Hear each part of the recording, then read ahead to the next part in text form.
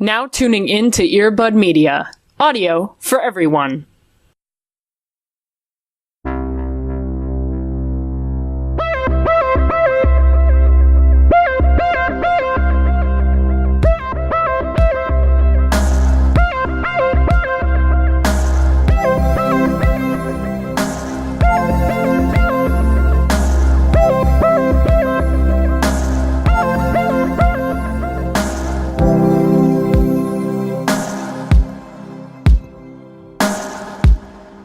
Beautiful. How are you? What's up?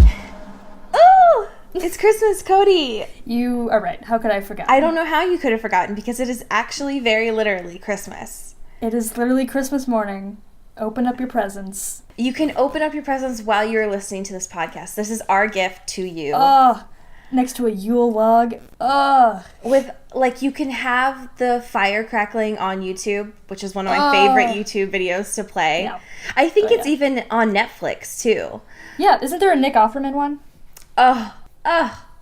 Just, like, have that asthma like going. Drinking scotch and, like, there's a fire burning behind him. It's great. I mean, we did just say that it was morning, so if you want to start your morning off that way. Not you doing it, but you watching him. Like, listen, the way Nick Offerman lives his life is different than most people live their lives, and that's fine. Very true. I was thinking of, like, a nice hot cocoa. Oh, absolutely. But live your truth, I guess. But happy Christmas, happy candle nights, happy clear your throat, because apparently I'm a 12-year-old boy. That's my favorite holiday. How are you doing, Cody? I am great. I'm feeling the holiday spirit, feeling real cozy. Yeah. Drinking some hot beverages, feeling great. I love that. I love all of that. That sounds amazing. Not different really from any other week, but still, it's more festive, so. Hey, I mean, well, that sounds great. I'm going to plug in some Christmas lights as we speak, just to make it festive for this Ooh, audio I love podcast. That. I mean, you got to get that mood going. That sounds great. It's true. They will notice a difference. I hope so. Like, see? That's already so much more festive. Yes, I can hear it. I can feel it. It's everywhere. Yeah, it's cold out right now, Wow. and I love that. I love Christmas, so I'm the happiest. I'm at my best, most powerful right now. That's for sure. My final form. Yep, exactly. Welcome to your final boss, folks. It is me, the Christmas cheer. Ugh. It is actually the best time of the year, though. So I did promise a lot of hot takes, which I'm very excited to talk to you about. And get your opinions about, too, actually. Oh, boy. Let's see. I have a couple. We talked about the four horsemen of Christmas, I think is what it was. So let's see. I put number 1, cinnamon. What are your thoughts? I love cinnamon. Now, why is that? I don't know. I like good, fun spices. I don't know. I mean, I'm not gonna, like, cinnamon challenge it up in here, you know what I mean? Like, I don't like a lot of cinnamon, but, like, in your coffee or hot beverage or, like, spice latte or whatever the fuck, hell yeah. Sure. Yeah, chase your bliss. I don't like cinnamon. Okay, that's fine. I'm diametrically opposed to cinnamon. Wow. I think it's because I have asthma, and there's something about cinnamon that just, like, makes my lungs hurt. And just, like, it dissipates into the air no matter what. Like, it fuses with the air no matter what. Yeah, it always makes it hard for me to breathe for some reason. I can see how that'd be challenging. Yeah, I don't know what it is about that, but I don't fucks with cinnamon. However, I love gingerbread. Oh, hell yeah. So, there's a nice thing. Okay, number 2, eggnog. What are your thoughts? So here's the thing. I've only had eggnog, like, once or twice in my life, so I don't really know if I like it. I don't think I do. I don't really like super sweet things, especially in beverages. You know what I mean? Yes. So, like, an eggnog is very, like, this is basically cream. Shove it in your gob and call it a day. And I'm like, I don't know if I could do that, actually. I think I could maybe do, like, once a year, maybe, like, a nice little sip. But, like, that's just too much for my body to probably handle correctly. Yes, agreed. I am anti-eggnog. Wow. a hard anti-eggnog platform. Yeah, I'm very much opposed to eggnog. Mainly because my body doesn't really do dairy well. Yeah, probably not a good combo, huh? Yeah, so, and also, I don't understand it. It's very much in the same corner with birds to me. Like, I don't get it. It doesn't, like, it doesn't make sense to me. Why? I don't get it. I just need everyone to picture Allie's brain for one moment. And it's just like an empty room. And there's just one abandoned, dirty old corner. There's cobwebs, and it's just neglected things that Allie hates and doesn't understand. In that corner is a glass of eggnog and also all birds. And merry-go-rounds. What did I just say? Actually, you know what? I'm gonna keep it. I don't know if I'm more surprised by your horrendous pronunciation of that word, or the fact that you're confused and or scared by merry-go-rounds. Both. What? Who are you? I feel like being on this podcast with you and being your friend, I feel like it's like I feel like you've been in a bunker for your whole life, and you've come out with this podcast, like, into the new world, and this is it, and you just have weird fears and conceptions of things just right out the gate. Well, I'm sticking with that.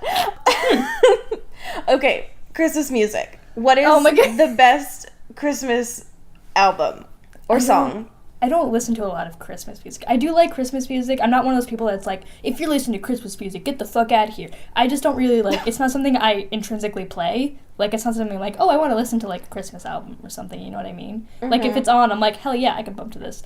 But, like, hasn't been, except the last 2 years, Chance the Rapper has come out with a Christmas mixtape with Jeremiah, and it's so fun and delightful, and it makes you so happy and brings a smile to your face, because it's Chance the Rapper, and all he does is exude joy and greatness. Yes. And so that's always fun. And I love, like soul covers of Christmas songs. Like, this is one album that's, like, Holiday Soul or something like that, and it's just, like, cool soul jazz covers of Christmas songs, and that shit bumps. I love that. But yeah, I'm a fan of a lot of Christmas, a wide array of Christmas music. Yes, I love that. So I mentioned this on Twitter because I was listening to another podcast talking about it. The one that I listen to every year, because it's a tradition of mine with my family, is Neil Diamond's Christmas album, Volume 2, specifically. Nice. The deep cuts. Yeah. I listen to it every single year and have been literally since I was born, because it came out the year I was born. Holy shit. Yeah. So that's the longest relationship you've ever had. I mean, you're right. So that's one. The other one that I can think, I mean, it's not like a specific album, but like when I think of Christmas, I also think of Michael Bublé. So just because I can't, I have a weird aversion to Michael Bublé. Now, tell me everything. So here's the thing. First of all, have you heard of his Santa Baby rendition? I mean, yes. Because it is abhorrent. It is the most, like, no-homo song I've ever heard. Like, I didn't even know it existed, and then, like, I don't know, like 2 years ago, in, like, a Marshall's, I heard it over the speaker, and I just wanted to scream. I always want to scream in a Marshall's. Absolutely. I think that's just the mood of my lifetime. But, like, wow, that song really is, hey, no homo, I'm running out of Christmas songs to do, and I don't want everyone to think I'm gay for singing one that were written by women. And it's just like, what? And I think I realized that I think he just has a weird, intimidating mouth. I think that's what it boils down to. I think, like, when he sings, his mouth is, like, very aggressive, and it just, like, it's making a lot of, like, it's too much for my own brain to feel comfortable watching him sing very sweet, melodic things. It doesn't make sense in my brain, and I hate it. So that's that, I guess. Oh my god. Okay, I'm remembering what you're talking about now, because this is the one that's like Santa Pally and Santa Buddy, right? He's like Santa Buddy, Santa Bro, like buy me a Rolex, and like Like, let's Santa, hang out no in my homo. car, no homo. Yeah, it's like, just, sir, can we tone it down Santa a fam. Oh, it's so bad. But, Oh, like, next God. time, like, I just want you to, like, watch a Michael Bublé music video or, like, a live performance and just look at his mouth and tell me it's not, like, the most terrifying creature you've ever seen in your life. Cody, please don't do this. It's Christmas. I just want the people to know, because I feel like people just listen to Michael Bublé, they don't see Michael Bublé. I mean, he's more a spectral form, if anything. Yeah, absolutely. He's one with the cosmos. Aren't we all just... Fuck. No, we're not, because we're not all aliens and lizards and horming humans. Well, that's what you think. We're not, because I don't support that. Okay, last thing before we get into the actual shit that we need to do today. Wrapping. Are you a wrapping paper BB, or are you a bag BB? I love wrapping. I love it a lot. Okay, second question then. Are you a, like, traditional wrapping paper, like Christmas wrapping paper? Are you like I'm gonna do the Star Wars Christmas and, like, pineapple or whatever kind of wrapping paper? I mean, I usually go to whatever wrapping paper is fun, so probably more towards Like the other kitschy side. stuff? Yeah, but I'm trying to be less like that because wrapping is very wasteful. Yes. And it's not great. And, like, Christmas in my home is very much like a big wrapping thing. Like, everyone wraps everything, and we all kind of, like, wrap together.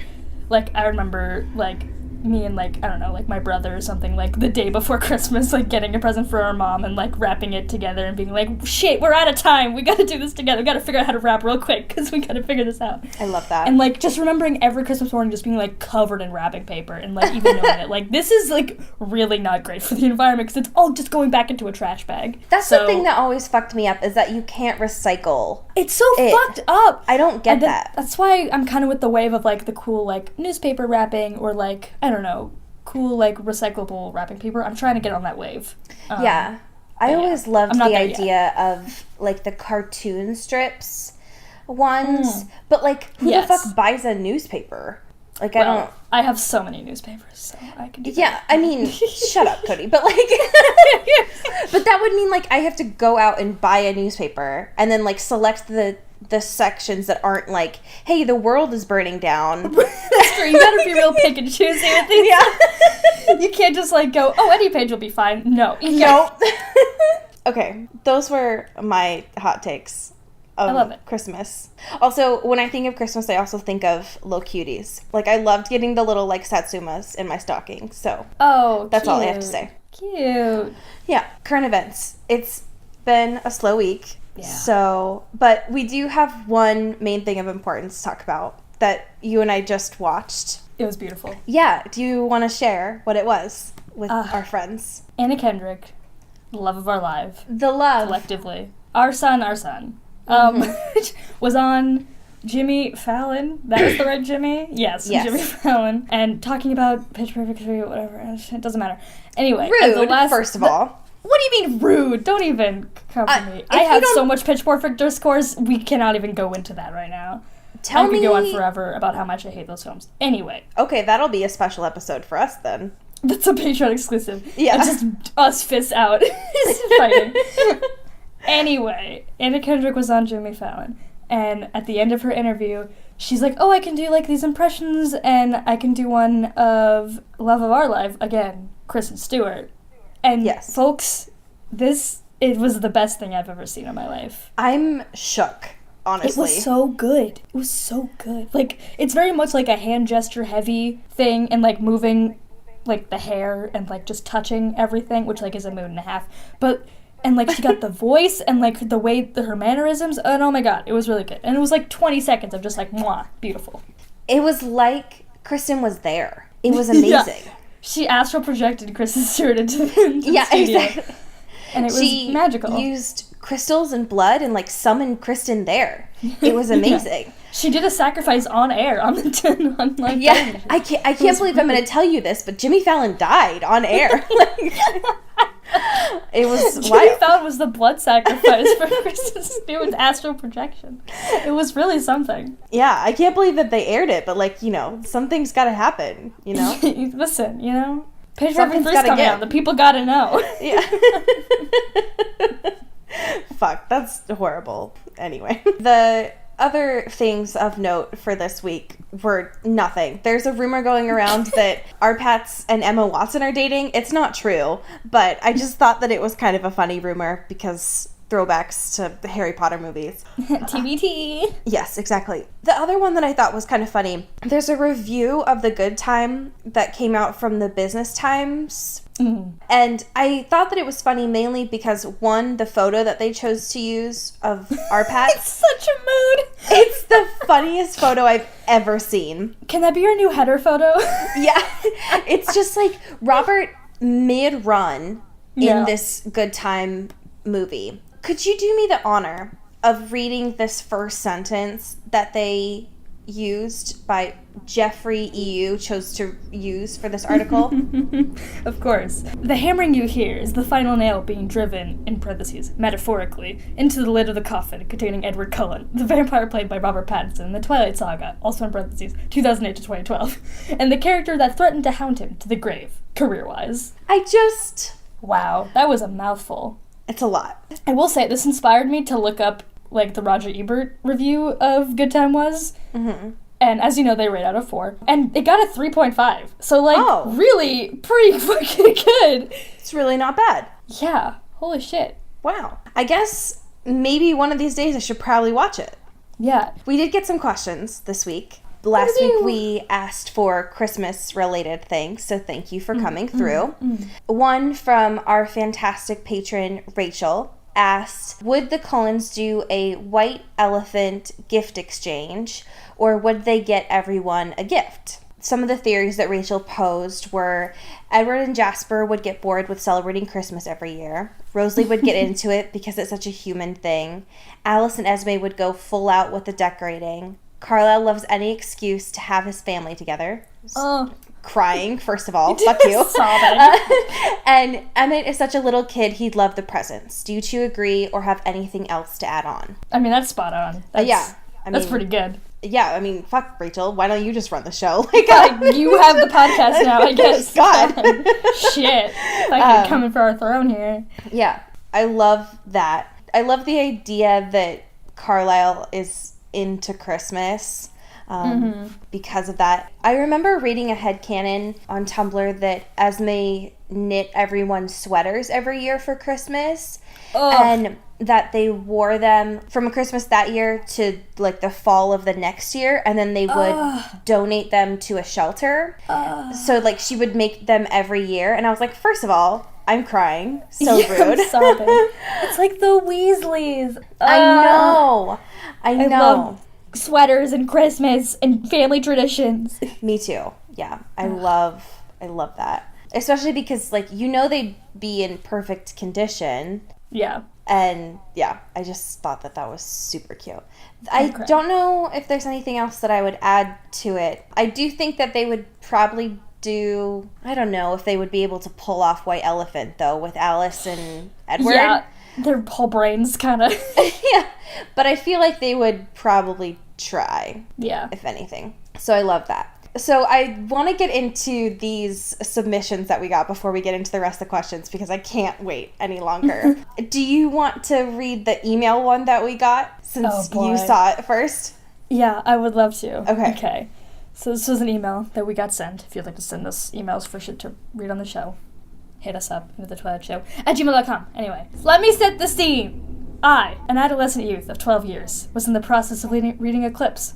This was, of course, when Team Edward and Team Jacob tension was at an all-time high. I totally bought into the romanticized low-key abuse Edward had going for him, so I was Team Edward, like hard Team Edward. Like I had a life-size cutout of Robert Pattinson in my room, Team Edward. Anyways, Christmas of the Edward era comes around, and my beautiful aunt, for me the best gift ever, a replica of Bella's charm bracelet. And when I wore that piece of jewelry, I truly felt like my homegirl Bella, especially with the creepy Robert Pattinson staring at me every night when I slept. Merry Christmas from Minnesota, y'all. Oh my god. That is the greatest thing I've ever read. So we asked for these, right, of like your experience with Twilight and Christmas. And I was hoping because it had to have happened. But I was not expecting such gloriousness as this. Ooh. Yeah. Oh my god. Like, There's a lot of layers to this one. There's so much. Like, the cutout and the bracelet. And I just... the fact that it was staring at this person when they slept every night. Oh my god. Oh no. Okay. So Thank you so much. Beautiful. Thank you so much. Okay, the other one that we got was sent to our Tumblr. Please always send us shit. It's intothetwilight.show. We get stuff all the time, but I always want more. It's a treasure trove. Allie feeds on that energy, so she needs it to live. Yeah, please help me keep up my final form. So this person said, so you asked if we've ever received any Twilight-themed gifts, and oh, have I ever. My grandma gave me a t-shirt that said, quote, do that again, and I'll so give you a paper cut in front of Jasper. I had New Moon playing cards, all the board games, and an Edward figurine.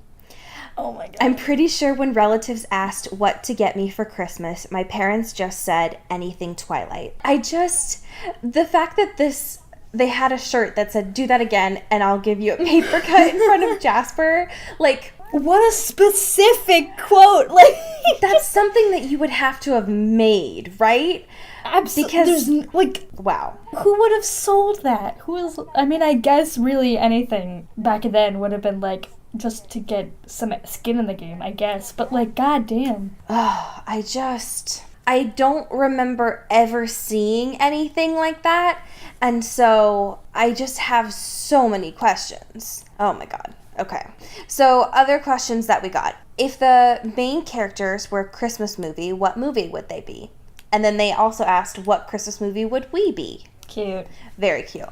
I have no idea what Christmas movies they would be. Oh, I'm boy. shitty at these kinds of questions, to be honest. I have an idea. But it's gonna be way too, like, they don't deserve how good this movie is for them to be it. But I will say, White Christmas is my favorite movie. My favorite Christmas movie of all time. I always forget that it's very much like a war movie every time I watch it. But it is my favorite, like, it's I would say my favorite Christmas movie. I watch it every year. It's very great. I love dancing and all of it. It's beautiful. I love it. I do think, however, that whole movie is literally just, like, poor communication. Nobody, like, understands each other, and all these relationships, like, fry and could have just been solved easily if they just fucking talked to each other, and could have been, like, it would have just eradicated all of their problems. And I think that is Twilight the Saga. That's fair. The first one that came to my mind was one for Emmett, and it was Die Hard. Fuck yeah. And I'm very much on a platform that Die Hard is a Christmas movie. Absolutely. Of course it's a Christmas movie. Anything's really a Christmas movie if you just fucking, like, it's set in Christmas. Fuck off. Yeah. I know that this is maybe a weird take, but I feel like Jasper does have a good sense of humor, and I feel like he would like a Christmas Vacation. Oh, absolutely. So that's one that I was thinking of. I feel like, who would like Elf? Maybe Esme? No, she'd probably do something classic, like Miracle on 34th Street. Oh, yeah. Maybe Alice might do Elf, like something really peppy and shit like that. Okay, so... Oh my god. Wait, if we're on like a headcanon that, like, Rosalie is queer or whatever. Yes. It could be, like, Rosalie and Bella, and it could be Carol, which is, of course, a Christmas movie. Of course, it's a Christmas movie. Of course, and I like that a lot. Did you say what your Christmas movie was? For me? Yes. I don't know. Again, I don't know too many Christmas movies, so I don't know. Maybe yours would be like Home Alone or some shit. Oh, fuck yeah, absolutely. Sorry. Yes, of course it's Home Alone. Yeah, of course it's Home Alone. Yeah, it would be like Home Alone or like The Nightmare Before Christmas. It's either Home Alone or... It's Home Alone or Gremlins. One of those two. But yeah, I think it's definitely Home Alone. Yes, that's a great choice. So mine is a deep cut. Mine is Annabelle's Wish. Oh, boy. And it's a movie from 1997. Okay. The year I was born. And it's about a calf who all that she wants to do is to learn how to fly so she can become one of Santa's reindeer. Oh. And I watch it every year, and it makes me fucking break down and cry like a goddamn child. And it's really good. It's really cheesy, but it's like an animated movie. And Annabelle is like a calf who's owned by this family who has like a mute boy. Anyway, it's like It's really good. Super cheesy. I love it a lot. Anyway. Cute. Yeah, super cute. Okay, so one other question that we got, it's directed towards you, is do you think Edward is going to be a thirsty bitch from now on? And how many houses will he break with Bella? Oh my god. I mean, now that Edward is no longer a shy, revered, blushing bride, he's got to be thirsty forever, for life. Hashtag thirsty for life. Yes. But yeah, who's to say how many houses they'll break? I mean, they have a whole eternity forever. Well, I mean, I guess. But I mean, let me just fucking call her Allie. Let me call her up. Can you fucking imagine? Imagine that being the one question we ask her out of all of this. Like, no, all I want is Midnight Sun. So like, oh my god, she'll never give it to you. Never. Hey, it's Christmas. Never. Please don't. Don't crush my dreams on Christmas. Please don't. Okay. Would you like to talk about Breaking Dawn with me? Let's do it. Great. So our first chapter today is chapter 21, First Hunt. And it's a lot, folks. It is, surprisingly, I don't know if you could tell, but about Bella's first hunt. Whoa. I know. I don't know why, but I just put my fucking glasses on. Like, I'm just, like, prepared to, like... I am ready to read. I'm ready for some discourse. I just got, like, so excited and prepared. That's so much. Okay. So, it starts off with them jumping out of the house, and Edward being so impatient that he doesn't even want to walk out of the door. He wants to, like, jump down these 2 stories as a mood. Sometimes I forget how much of a Gemini he is, but he does stuff like this. I'm like, oh yeah. We're the same person. Oh yeah, I get it. So that's great. My favorite thing about this chapter is the fact that there's just this, I guess I can't remember what it's called, but the fact that the whole family is just like watching and laughing. During all this, Bella is very anxious because she's like, oh yeah, I'm like a monster and I have to be like very careful. Yeah. But Emmett is just, there's literally a word for this. It's like not nitpicky, but it's like something crowd. And I wish I knew what it was. Somebody's gonna know what this is. Okay, it's gonna piss me off. Oh, peanut gallery? The peanut gallery! Yes! Yes. Oh my god. Okay, that's what the family is doing right now throughout all of this. Yeah, for sure. Oh my god. It's like my brain just exploded from relief. Oh. Like, thank you for freeing me. Literally. My whole life is like, thank you, I just got it, and then just literally explodes. Okay, so throughout all of this, the peanut gallery. Yes. Okay. Whew. Oh. Okay. So Bella gets upset, right? Because she looks down and she's like, yes, I'm going to go hunting. It's going to be lit. But she looks down and she's wearing this like cocktail blue dress, which fucking Alice, right? The worst thing. This bitch. It's the worst thing. So she's like, I'm wearing this and stilettos. This is the worst thing. So she's like running around and she is like, fuck this. So she takes these like silver stilettos off and throws them through the window, which is such a mood. Like, bless you, Bella. I love this Bella. And so they're just like cackling and Alice is like, this is the worst thing. I can't believe that she doesn't even appreciate everything I've done. I love it. I do so much for her and I get nothing. Exactly. Then they have to jump, and I love that before she does this, Bella does like the one practical thing, which is rip her dress so that she can actually like move in it. Use the full mobility of her legs. Exactly. It's the one thing that Stephanie has like actually considered, which God bless, thank you. During all this, she like jumps, right? And it's like 3 pages of description of like, wow, I'm so free. Wow. I'm experiencing everything for the first time. Wow. I'm so fast and strong. Wow. And it's like fine, right? Because it's Stephanie. But there's a part where she says just one sentence of, it was fabulous. And it took me out of the scene because I was like, this is not Bella. Stephanie, who the fuck? Stop it. Anyway, Bella's very excited about all this because she's like, wow, nature rocks, woo. And Edward has to be like, Bella, we're on a hunting trip. Like, please focus. And I just love the fact that Bella's like, oh yeah, hunting. Right. I need to focus. Gotta do that.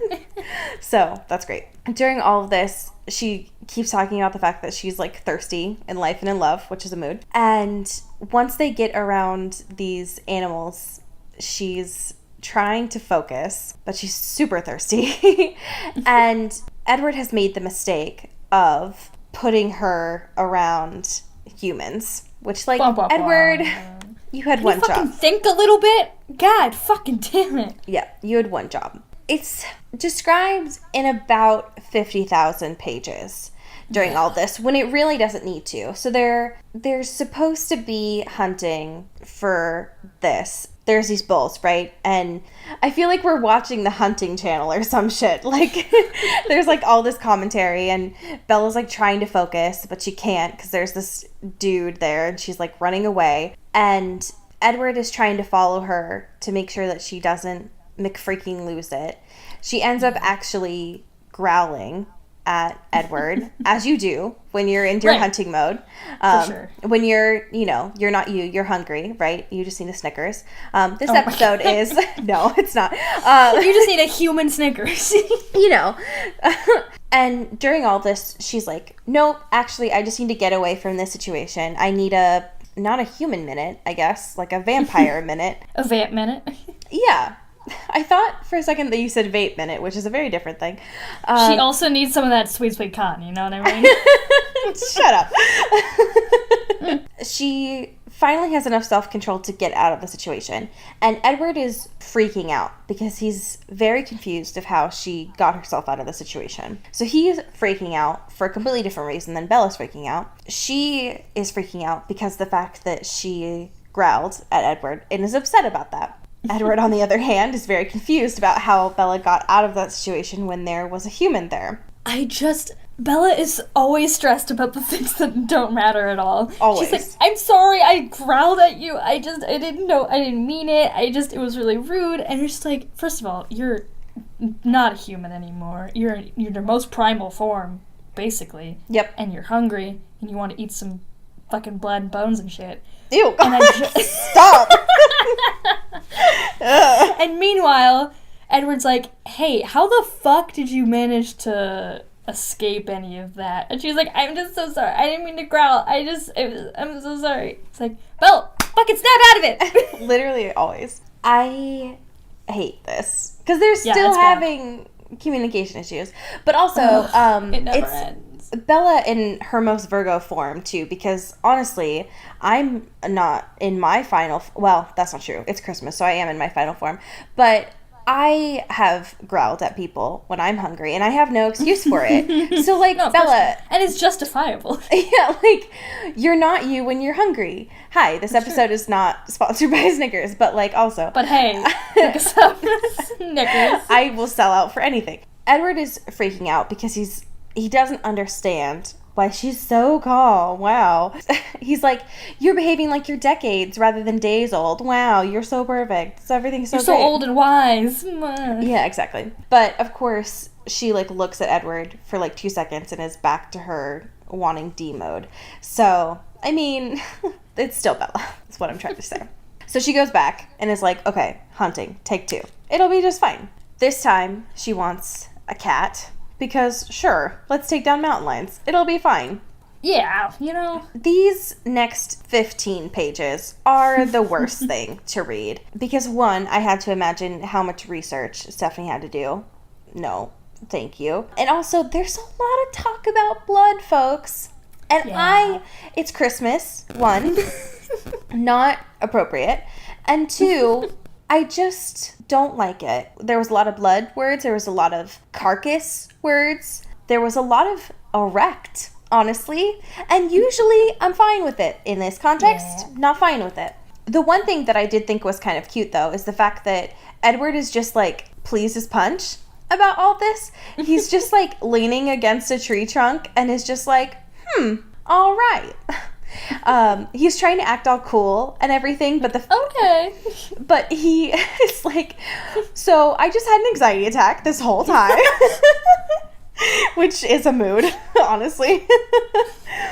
So I love that. We find out during all of this, though, that in the midst of her trying to feed, she's, like, completely ripped her dress apart, and she's got, like, animal in her hair and stuff. Like, Bella's a mess, which is great. I love that a lot. The whole idea that she's supposed to be, like, divine and perfect and pristine is just, like, out the window, which I'm very much for. What I do like, though, is that Edward is relaxing a little bit.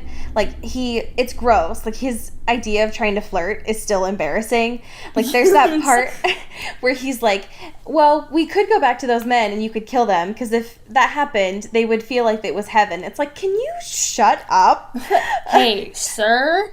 Hi. Are you condoning murder, sir?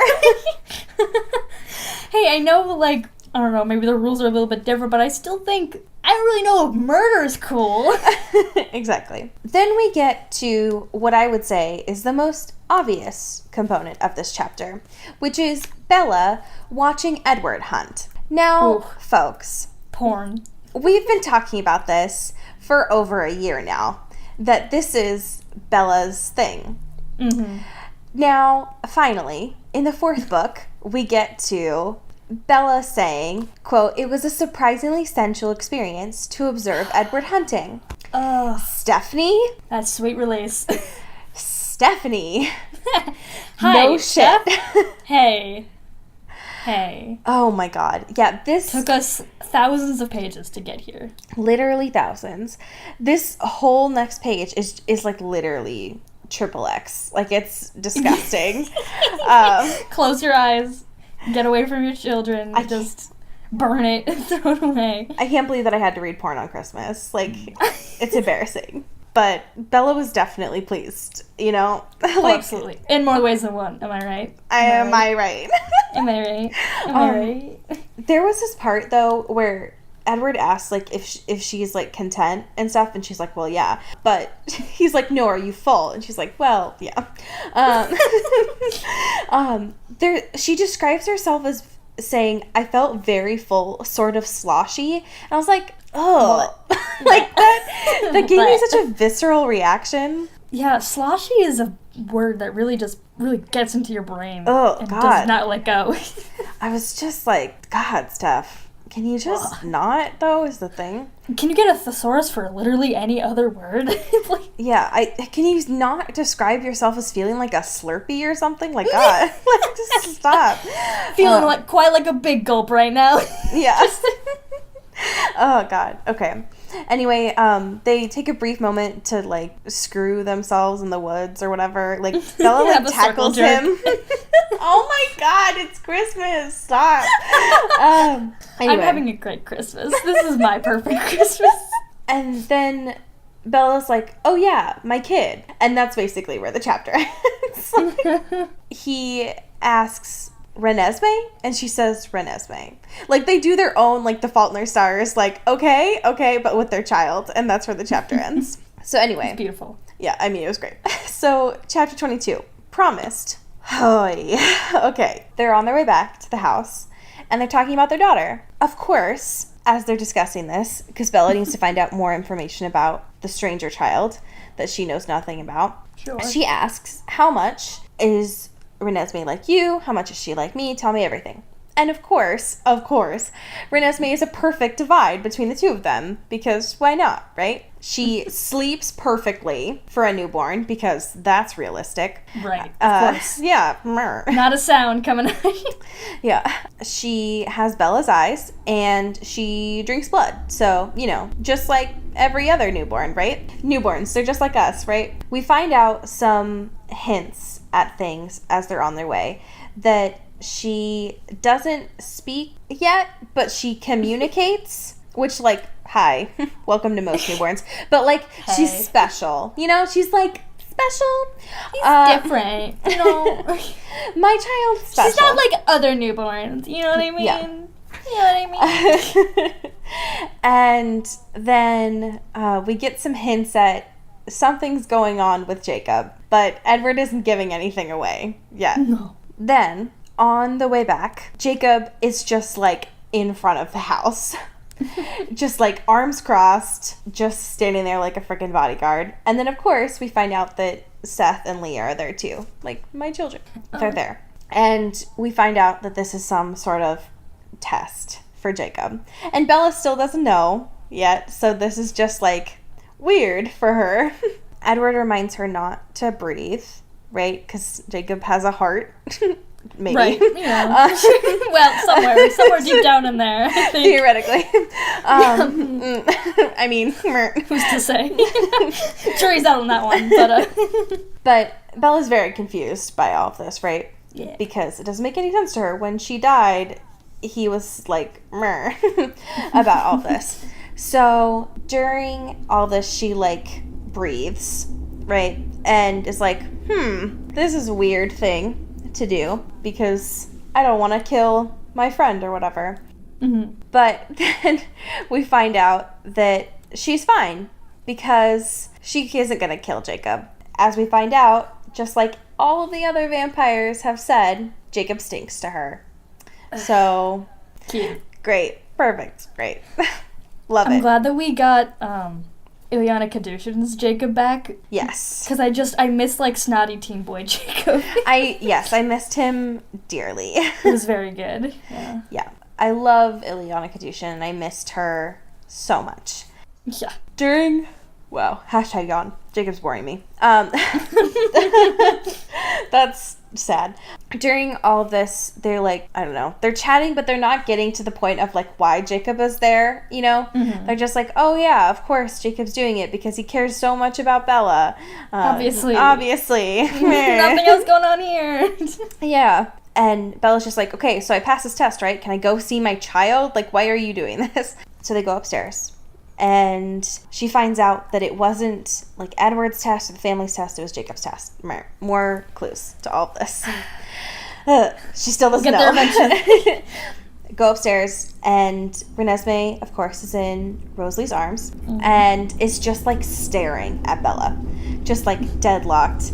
Which, of course, if she was an actual newborn, she wouldn't be able to see that far away. At 3 days old. Like, that's not how that works. Like, straight out the womb. Like, super eyesight. Like, I don't even have that good eyesight now. Like, rude, first of all. I'm not jealous. You cry into your Warby Parker. Literally me right now. It's fine. Hi, this episode is not, but it could be. I want to talk about this moment when Bella and Renesmee are staring at each other. And Bella takes an instinctive step towards Renesmee. Because the thing about Renesmee is she's enchanting, right? Everybody loves her. Plus 10 charisma, right?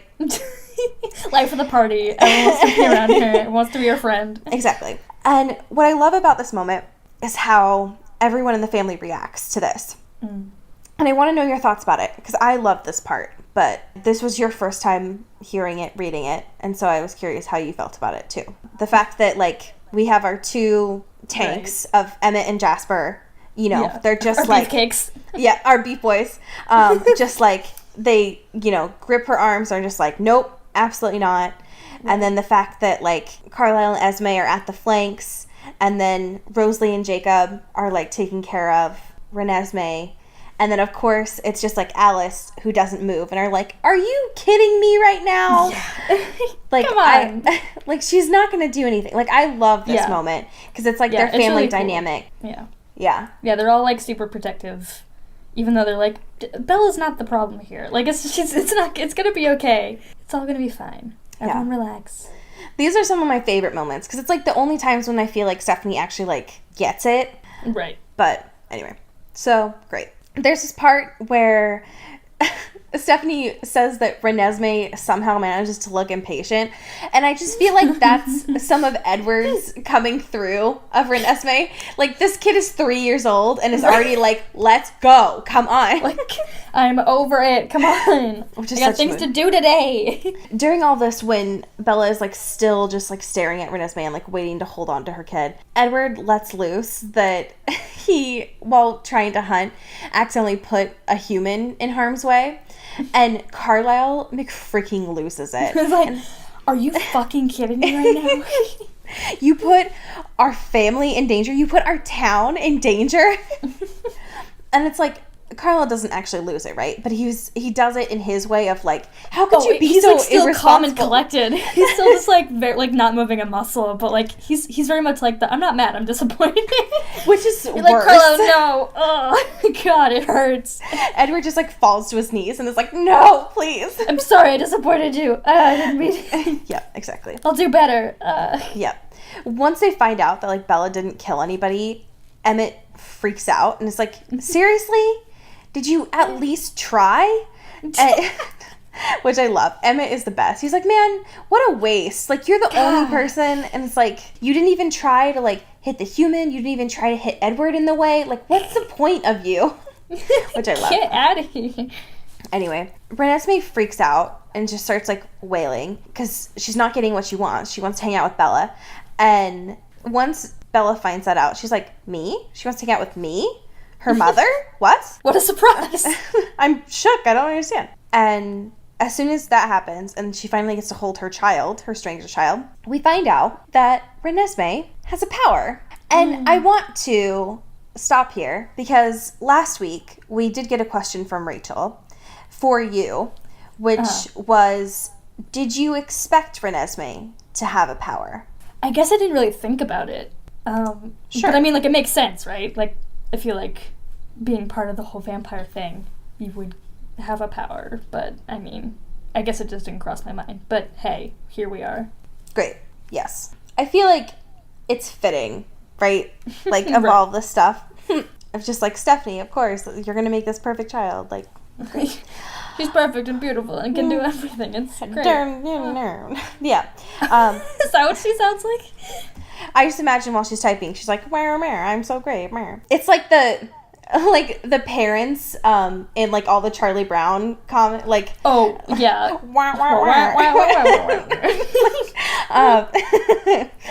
Can this podcast just be us doing like weird trumpet parrot noises from Charlie Brown? Yes, always. Great. I love it. Thank you. So yeah, Renesmee has a power, and it's a kind of a sick power, I would say. Yeah. I was just like, I don't need to talk. I can if I want to, but like, I'm not gonna. I'm okay though. I'm chill. All right. I'm just gonna put my hand to your face and just show you how I feel, which is lit. Bella is freaked out. She's just like, sorry? What the hell was that? Hi, what? I was gone for how many days? Which is great. Now, after this happens, Carla was like, well, of course she's gifted. So great. Jacob is like, so can we be done now? I think Bella's doing great, but like, can we just stop now? Please. And Bella's kind of done with Jacob now, right? Because she's like, why are you here? Like, I don't get it at this point. And so she finally is like, what is your problem? Like, which is like mood. Me always. Rosalie is over it and is just like, please, like, let me say the word, Bella, please, and I'll kick him out of here.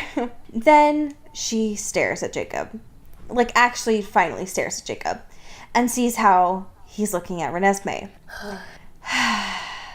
And it clicks. It finally clicks. And this is when it gets good, folks. Because Bella, she's trying really hard to be calm and cool and collected. Honestly, better than I would have expected. Better than, like, more calm than she should have been. Way more calm than she should have been. Absolutely. Only, I think, because of the fact that she was holding her daughter in the moment. Yeah. Which I love. Like, I love a burning anger way more than, like, an explosive anger. Oh, yeah. So, like, I love the fact that she's like, take my daughter, back away. Like, I love the fact that she's, like, quietly instructing people to be like, right. Edward, I don't want to hurt you. Let go of me and go stand in front of our daughter. And then she, like, loses it and just snaps. Which is like, like, ooh, this is when, like, literally chef's kiss. Like, this is peak Bella to me of, like, you don't fuck with the people that Bella loves. And so I just love the fact that, like, Jacob is, like, cowering. Like, yeah. And I can't wait for you to see this in the movie because, like, Kristen getting pissed, it's good. It's good. Mwah. And so they just, like, they go outside and she's just freaking out and Jacob is just pleading, like, please just hear me out, like, I didn't have any control over this, and she just doesn't give a shit. Like, It's great. I love it. I love it so much. And my favorite thing about all of this is just the fact that, like, Esme's like, please, Edward, just, like, she won't be happy if she kills Jacob. No. And then the fact that Edward is like, wow, I love my wife. Wow. Isn't she great? She's so great. It's great. It's great. And then this last part, like, she's pissed already about all of this, right? Like, she hasn't even been able to see her daughter, and Jacob has the audacity to think that, like, he gets this claim on her, right? Which is, like, the worst thing. And then the nickname. And what is that nickname, Cody? It's Nessie. Oh. Oh, Nessie. Oh, God. It's just so bad. Yeah. I mean, but it's so very good. It's so good, though. Good. It's so good, though. It would be better if it wasn't fucking, like, Jacob's, like, cute little gross pet name for Renesmee. Because, like, to be fair, he was like, well, Renesmee's kind of a mouthful. I'm like, yes, valid. Renesmee's a terrible, terrible, terrible name. And yes. Nessie, great. Full of joy, makes me very happy when I say it and when I think of a baby child. Yes. Named Nessie. That's great. I just don't want Jacob to have anything to do with it. Get out of here. I mean, I love the idea. Like, you can't say Nessie without smiling. Like, it has that, like, connotation. Cryptid, great, full of stories. Right. Like, I love it. It's great. And I love that, like, once he says it, she's like, you named my daughter after the Loch Ness Monster. And then, like, the chapter ends with her lunging at his throat, which, like, is right. good. It's so good. It's just a great way to end the chapter. It's good. Really puts her in the mood. I've been talking about the fact that I am anti-Jacob imprinting on Renesmee for a couple of weeks now. Yeah. And I just want to briefly touch on this because there's discourse in the fandom about Seth being with Renesmee instead.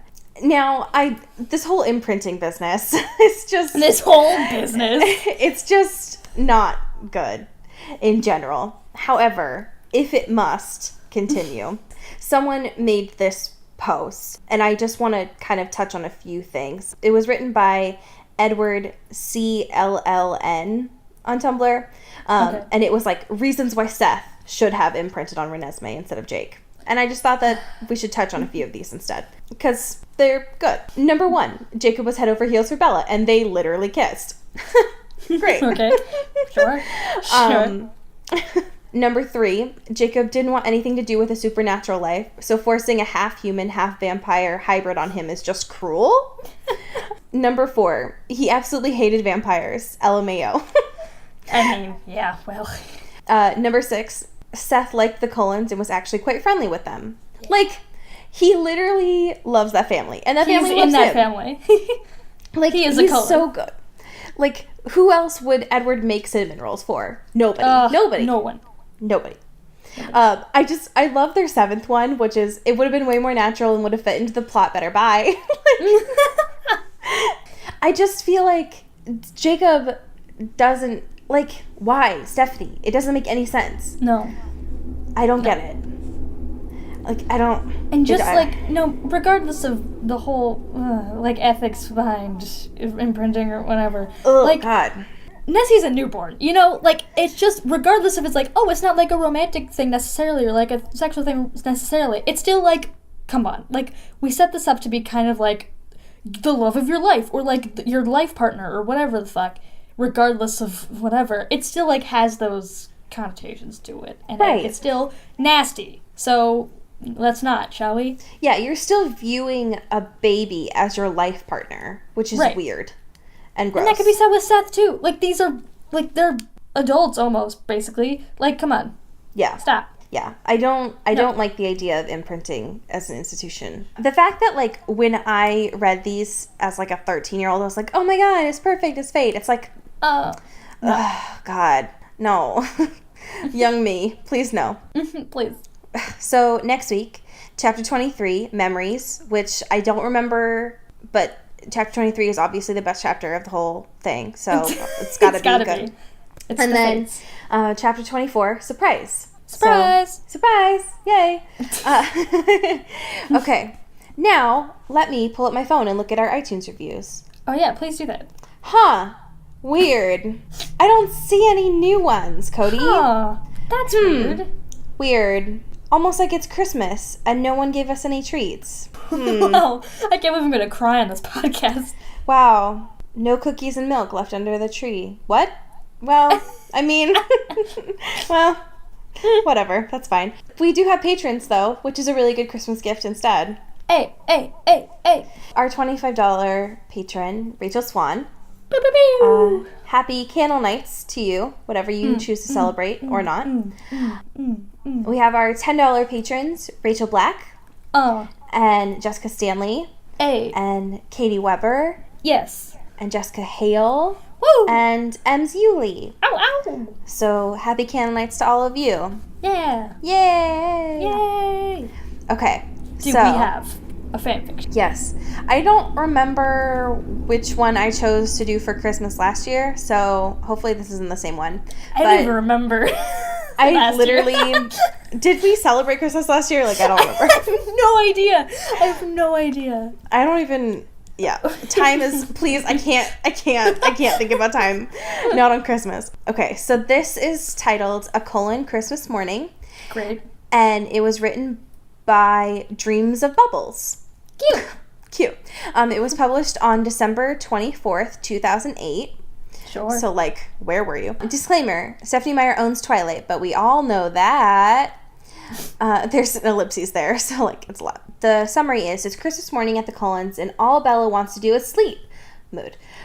Will she be able to do that when Alice wants to get her ready for pictures, and Emmett wants to open presents? Just a funny little one-shot of our favorite vampires on Christmas. No, Alice, Edward said, daring Alice to argue. Bella's human, and she has to sleep. Plus, she doesn't even want presents. Oh, great. Presents. When I caught the word, it finally dawned on me. Today was Christmas, the day of the year where everyone gives gifts. I had told the Cullens numerous times not to get me anything extravagant, though I doubted they listened. So, we all got her presents anyway, Alice said, affirming my worst fears. I groaned to let them know I had heard that. In response, I heard Alice laughing again. And that means pictures, Alice said, as though it was the most obvious thing in the world. So we have to do your nails, hair, outfit, and makeup. Again, I groaned. Alice, I already told you no. It is 5 a.m, and we kept Bella up until midnight with Emmett's crazy Christmas countdown, Edward yelled at his sister. Ah, yes, the Christmas countdown. I had learned that on Christmas Eve, the Cullens have a family tradition of going around the room and telling their favorite memories. I had loved hearing all the old stories from years ago. However, Emmett then, for the last hour before Christmas, had to recall, in distinction, all of his favorite pranks. I had made a mental note not to ever get on Emmett's bad side. End scene. Cute. Yeah. Just a fun little romp here on Christmas. Just all of Emmett's bad boy pranks. Just fun goof 'em ups, you know? All those good old Christmas eggs. Well, as we say in Forks. Happy Christmas and get bit.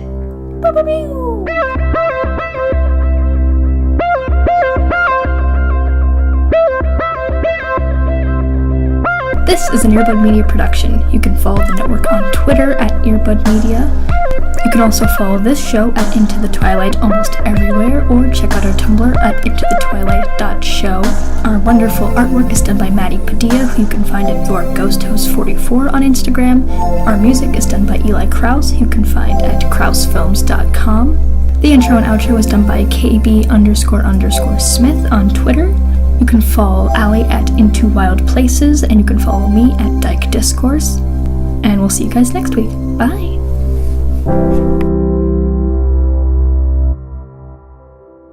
You've been listening to Earbud Media Production. Earbud Media. Audio for everyone. Hey, Dan. Hey, what's up, John? I just wanted to confirm that we were recording Monday. Yes. What are we recording for? Oh, it's our new podcast. Our podcast, the Strange Little People one, Strange Little People, yeah. Yeah, the one on Earbud Media Productions. Mm-hmm. You can find it on YouTube. You can listen to it. The one that we update every Wednesday. Every Wednesday, dude. When we have new guests all the time. Sometimes. Most of the time. Yeah, and we talk about current events and stuff. People should listen to it, right? Yeah. It's something cool. I think people would like it. I mean, you don't have to, but I hope you would. Did you put out the ad yet? The flyers? Yeah, I'm doing it right now, as we speak. No, you're sitting down. No, this is happening right now, as we speak. John, why did my hand just go through you? Oh my god. John. We'll talk about it next week.